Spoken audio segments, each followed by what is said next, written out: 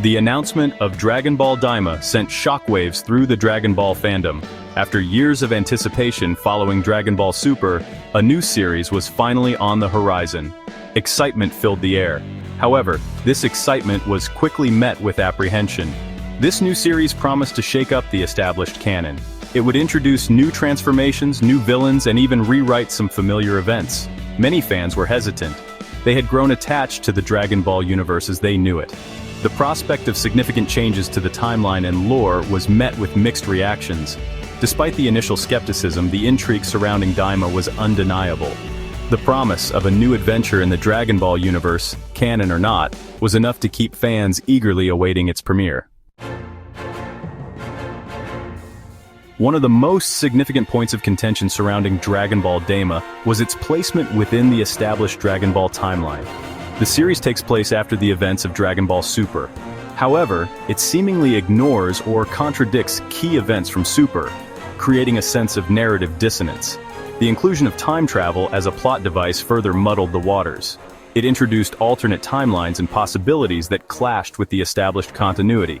This left fans confused and frustrated. Many struggled to reconcile the events of DAIMA with what they knew to be true in the main Dragon Ball timeline. The debate over whether DAIMA was truly canon or an alternate timeline story became a central topic of discussion within the fandom. Each new episode of Dragon Ball DAIMA brought with it a wave of new lore revelations, character introductions, and plot twists that kept fans on the edge of their seats. While some episodes expanded upon existing lore, others seemed to contradict or rewrite previously established canon. One early episode introduced a new Ancient Saiyan transformation, the Super Saiyan Primal, a form with immense power but a heavy toll on the user. Another episode depicted a fierce battle between Goku and a resurrected Frieza, who had somehow attained a new level of power beyond anything seen in Super. The inconsistencies between Dragon Ball DAIMA and Dragon Ball Super were a major point of contention among fans. Some of the discrepancies were minor. For example, the appearance of certain characters differed slightly from their Super counterparts. Other differences were much more significant. These challenged the very fabric of the established canon. One of the most glaring inconsistencies involved the power levels of the characters.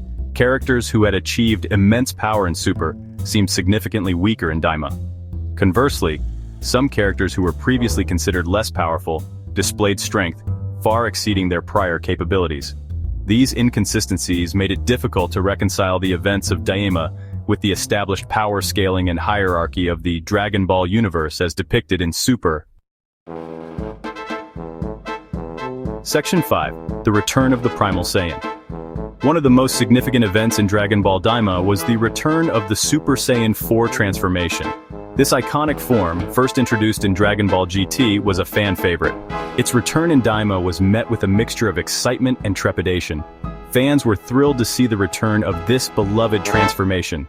They were also curious to see how it would be integrated into the canon.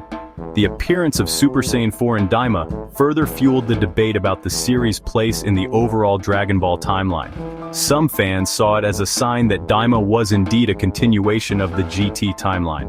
Others believed it was simply an alternate timeline or a non-canonical exploration of what could have been. Section 6. A controversial climax, acceptance and backlash. The final arc of Dragon Ball DAIMA culminated in a universe-shattering battle. It pitted the Z fighters against a powerful new antagonist. The resolution of this final conflict, while epic in scope, left a significant portion of the fan base divided. Some fans embraced the ending. They saw it as a fitting conclusion to the DAIMA saga. They appreciated the bold choices made by the creators. Other fans, however, expressed disappointment and frustration. They felt that the ending contradicted too many established aspects of the Dragon Ball canon. They argued that it detracted from the overall narrative coherence of the franchise. Section 7. DAIMA's uncertain future, canon or not. Despite its conclusion, the debate surrounding Dragon Ball DAIMA and its place within the Dragon Ball universe rages on. The series' ambiguous canonical status continues to be a source of speculation and discussion among fans. Some fans have chosen to accept DAIMA as a legitimate continuation of the Dragon Ball story.